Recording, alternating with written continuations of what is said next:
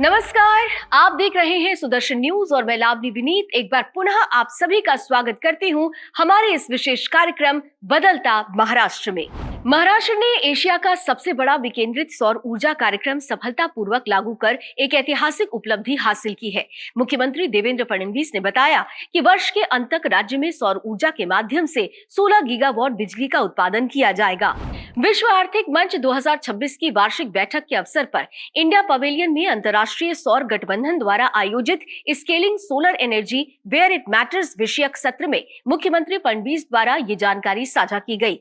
इस अवसर पर बोलते हुए मुख्यमंत्री ने रूफटॉप सोलर, सौर पंप, बिजली खर्च में अरबों की बचत, कार्बन उत्सर्जन में बड़ी कमी तथा भविष्य में सौर ऊर्जा, बैटरी स्टोरेज और पंप स्टोरेज परियोजनाओं के माध्यम से राज्यों और राष्ट्रीय बिजली ग्रिड को स्थिर करने की योजनाओं पर भी विस्तार से प्रकाश डाला। उन्होंने कहा कि सौर ऊर्जा कार्यक्रम से होने वाली कार्बन उत्सर्जन में कमी 300 करोड़ पेड़ लगाने के बराबर है। वर्ष 2032 तक महाराष्ट्र 45 गीगावाट अतिरिक्त बिजली उत्पादन करेगा, जिसमें से 70% सौर ऊर्जा होगी।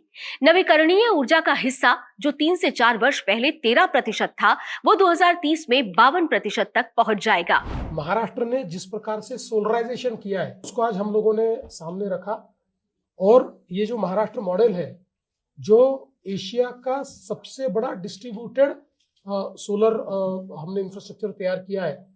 16,000 मेगावाट जो बिजली किसानों को लगती है वो पूरी हम लोग सोलर के माध्यम से ले रहे हैं। दूसरा, देश में जितने सोलर पंप लगे उनमें अकेले महाराष्ट्र में 60% सोलर पंप लगे। मुख्यमंत्री देवेंद्र फडणवीस ने कहा कि स्विट्जरलैंड के दावोस में आयोजित वर्ल्ड इकोनॉमिक फोरम की वार्षिक बैठक के अवसर पर किया गया दावोस दौरा भारत और विशेष रूप से महाराष्ट्र के लिए ज्ञान, प्रौद्योगिकी और विदेशी निवेश प्राप्त करने का एक महत्वपूर्ण प्रयास है। दावोस दौरे के दूसरे दिन तीसरी मुंबई के पहले शहर के रूप में रायगढ़ पिंगळ ग्रोथ सेंटर की घोषणा की गई। आज मुख्य रूप से रणनीतिक स्वरूप के सामंजस्य करार भी किए गए। मुख्यमंत्री देवेंद्र फडणवीस ने कहा कि इन समझौतों के माध्यम से केवल निवेश ही नहीं बल्कि ज्ञान और प्रौद्योगिकी के जरिए बड़े पैमाने पर उद्योगों को आकर्षित किया जा सकेगा। दावोस दौरे से ज्ञान, तकनीक और एफडीआई प्राप्त होता है, जिसका लाभ देश और राज्य दोनों को होता है। आज ये जो इनोवेशन सिटी है और उसके साथ साथ जो डेटा सेंटर वगैरह है, इसके लिए टाटा सन्स ने $11 बिलियन का कमिटमेंट आज अनाउंस किया है और हमारी इस अनाउंसमेंट के बाद बहुत बड़े पैमाने पर अब जो अंतर्राष्ट्रीय निवेशक है उनमें इस सिटी में आने के लिए बातचीत शुरू हुई है। दावोस में ही मुख्यमंत्री देवेंद्र फडणवीस के नेतृत्व में महाराष्ट्र सरकार ने एक बड़ा निवेश समझौता किया है। इसके तहत 40 गांव तालुका में लगभग 15,000 करोड़ रुपए का सस्टेनेबल एविएशन फ्यूल यानी SAF प्रोजेक्ट स्थापित किया जाएगा।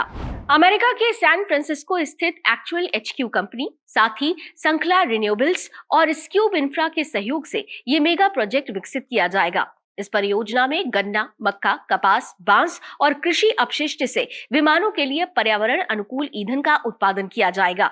इस परियोजना से 3,000 से अधिक युवाओं को प्रत्यक्ष रोजगार मिलेगा, जबकि किसान, परिवहन और सेवा क्षेत्रों में हजारों अप्रत्यक्ष रोजगार के अवसर पैदा होंगे। FPO के माध्यम से किसानों से कृषि अवशेषों की दीर्घकालीन खरीद की जाएगी, जिससे किसानों की आय को स्थायित्व मिलेगा। राज्य के टसर रेशम उत्पादक किसानों को उनके उत्पादन का उचित और सुनिश्चित मूल्य मिल सके तथा पूर्व विदर्भ क्षेत्र में टसर रेशम की मूल्य श्रृंखला को और अधिक सशक्त बनाया जा सके। इस उद्देश्य से गढ़चिरौली जिले के आरमोरी में शासकीय टसर रेशम कोष बाजार की स्थापना को प्रशासनिक मंजूरी प्रदान की गई है। ये निर्णय एकीकृत एवं सतत वस्त्रोद्योग नीति 2023-28 के अंतर्गत लिया गया है और इस परियोजना के लिए 3 करोड़ 88 लाख की लागत को स्वीकृति दी गई है, जिसके तहत टसर रेशम के उत्पादन, भंडारण, नीलामी तथा विपणन के लिए आवश्यक बुनियादी ढांचे का विकास किया जाएगा। मुंबई शहर और उपनगरों में कार्यरत पुलिस अधिकारियों और कर्मचारियों के लिए लगभग 40 से 45 हजार सरकारी आवास उपलब्ध करवाने के उद्देश्य से मुंबई पुलिस हाउसिंग टाउनशिप परियोजना को मुख्यमंत्री देवेंद्र फडणवीस की अध्यक्षता वाली मंत्रिमंडल बैठक में मंजूरी दी गई। ये महत्वाकांक्षी परियोजना सार्वजनिक निर्माण विभाग के अंतर्गत MSIDC द्वारा विकसित की जाएगी। परियोजना में लगभग 5 करोड़ वर्ग फुट क्षेत्र का विकास होगा, जिसकी अनुमानित लागत 20,000 करोड़ रुपए है। कुल राशि का 30% राज्य सरकार प्रदान करेगी, जबकि शेष 70% राशि MSIDC की गारंटी पर वित्तीय संस्थानों से ऋण के रूप में जुटाई जाएगी। आज के बदलता महाराष्ट्र के इस अंक में केवल इतना ही। नवीन जानकारियों के साथ एक बार पुनः आपसे भेंट होगी अगली बार। तब तक के लिए लावनी विनीत को दीजिए अनुमति। जय महाराष्ट्र, जय हिंद।